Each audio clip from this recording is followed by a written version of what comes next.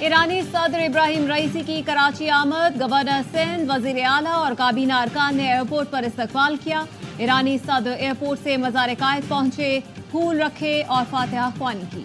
ایرانی وزیر خارجہ سمیت وفد بھی ساتھ تھا۔ وزیر اعلیٰ ہاؤس پہنچنے پر ایرانی صدر کو استقبالیہ۔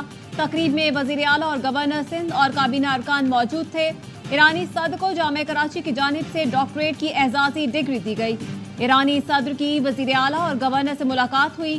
باہمی دلچسپی کے امور پر تبادلہ خیال کیا گیا۔ دونوں ملکوں میں ثقافتی تبادلہ بڑھانے پر آمادگی کا اظہار۔ وزیر اعلیٰ نے سندھ کے عوام کی جانب سے خوش آمدید کہا۔ بولے، مسلمانوں کو متحد ہو کر اپنے فلسطینی بھائیوں کا ساتھ دینا چاہیے۔ ہم ایرانی قیادت کے شکر گزار ہیں، ہمیشہ پاکستانی موقف کی تائید کی۔ ایرانی صدر ابراہیم رئیسی کے اعزاز میں عشائیہ، آج رات کراچی میں ہی قیام متوقع۔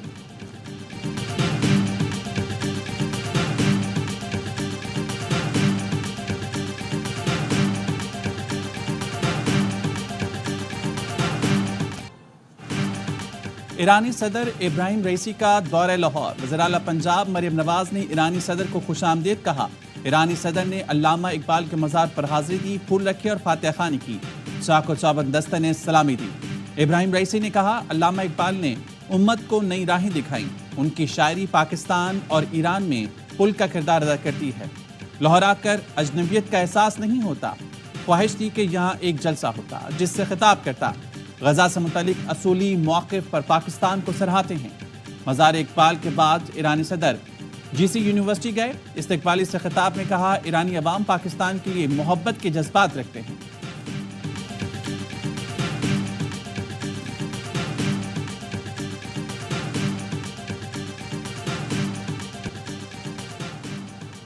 چیئرمین پی پی بلاول بھٹو کی ایرانی صدر ابراہیم رئیسی سے ملاقات، دو طرفہ تعلقات اور خطے کی صورتحال پر گفتگو۔ پاکستان اور ایران کے درمیان تجارت کے فروغ سے تعاون بڑھانے پر اتفاق۔ دونوں رہنماؤں کی غزہ میں اسرائیلی دہشت گردی کی مذمت۔ وزیر اعلیٰ سندھ مراد علی شاہ، وزیر زراعت محمد بخش مہر بھی موجود تھے۔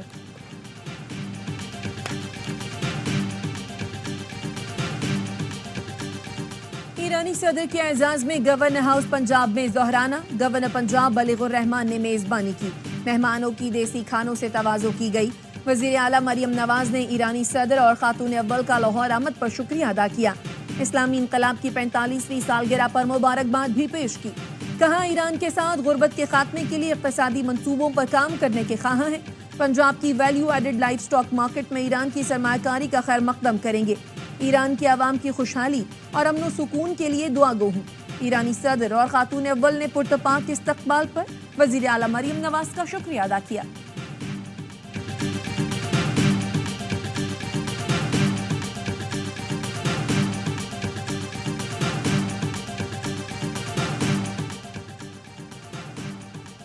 ایران سے تجارتی معاہدوں پر غور کرنے والوں کو پابندیوں کا ممکنہ خطرہ ہے۔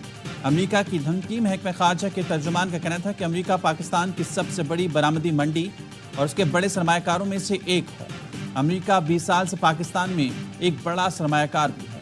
پاکستان کی اقتصادی کامیابی دونوں ملکوں کے مفاد میں ہے۔ امریکہ ممکنہ پابندیوں کا جائزہ نہیں لے رہا، ہم اپنی شراکت کو جاری رکھنے کے منتظر ہیں۔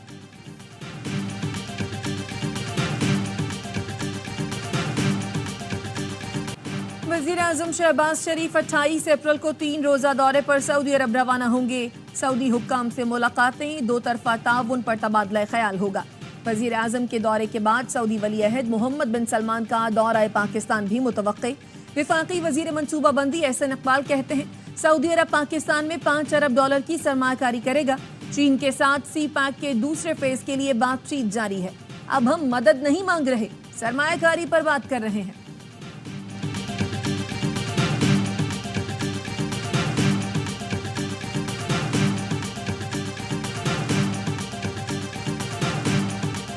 رب کہہ رہا ہے کہ میں سود کو مٹا کر رہوں گا۔ اگر ہم یہ کہتے ہیں کہ ہم اس سودی نظام میں اس ملک کو ترقی دیں گے، خوشحال ہو جائے گا ملک، تو یہ اللہ کی طاقت کے ساتھ یہ ضد ہے، ضد۔ مصطفیٰ کمال بھائی نے جو سود کے حوالے سے بات کی ہے، آج میں اپریشیٹ کرتا ہوں مصطفیٰ بھائی کو، اور نام آپ کا مصطفیٰ ہے لیکن آپ نے آج کام بھی ماشاءاللہ مصطفی بھی کیا ہے۔ ایم کیو ایم اور پی ٹی آئی نے سودی نظام کے خاتمے کا مطالبہ کر دیا۔ قومی اسمبلی میں معاشی صورتحال پر بحث کے دوران مصطفیٰ کمال نے کہا، آئین بنے 51 سال ہو گئے لیکن سود ختم نہیں ہوا۔ سودی نظام کا خاتمہ نہ ہونا اللہ اور رسول سے کھلی جنگ ہے۔ زرداری صاحب اپنی پاور استعمال کر کے سودی نظام کی بات بھی اٹھائیں، بھٹو صاحب کے آئین کا تحفظ کریں۔ پی ٹی آئی رہنما علی محمد خان نے مصطفیٰ کمال کے موقف کی تائید کرتے ہوئے کہا، مصطفیٰ کمال نے اپنے نام کی مناسبت سے بہترین نکتہ اٹھایا، اسٹیٹ بینک آف پاکستان بھی اس معاملے میں اپنا کردار ادا کرے۔ ہمارا اسٹیٹ بینک اور فائنانس منسٹری قائد اعظم کے بیان کو سامنے رکھے، ایوان سودی نظام سے متعلق اسپیشل کمیٹی تشکیل دے۔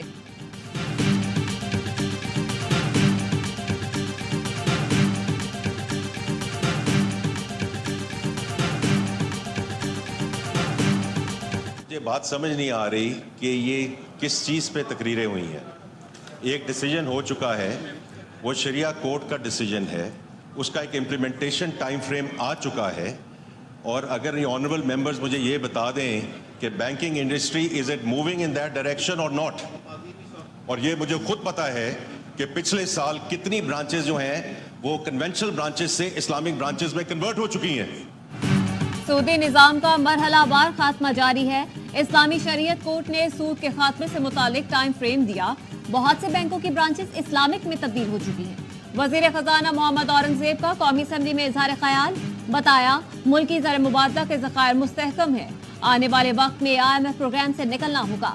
دوست ملک بھی پاکستان میں سرمایہ کاری کر رہے ہیں۔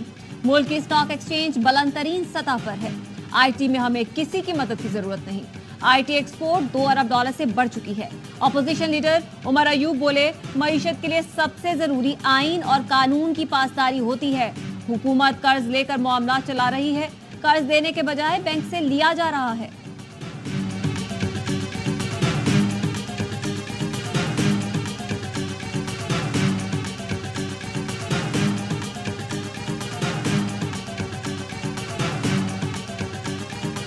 There about 1.7 trillion की litigation is pending with the tax tribunals. Timely decisions, timely executions. So we need to fix it, not the court, so that we start moving towards 13 to 14% of tax to GDP into a more sustainable range, inshallah, in the next 3 to 4 years. چند برسوں میں tax to G D P 9% سے بڑھا کر 14% لے جائیں گے۔ Tax سے متعلق مقدمات جلد نمٹانا ہوں گے۔ وزیر خزانہ محمد اورنگزیب کا اسلام آباد میں سیمینار سے خطاب، کہا اسٹاک مارکیٹ تاریخ کی بلند ترین سطح پر ہے۔ رواں ماہ کے آخر تک IMF سے 1 ارب 10 کروڑ مل جائیں گے۔ جون کے آخر تک زر مبادلہ ذخائر 9 سے 10 ارب ڈالر ہو جائیں گے۔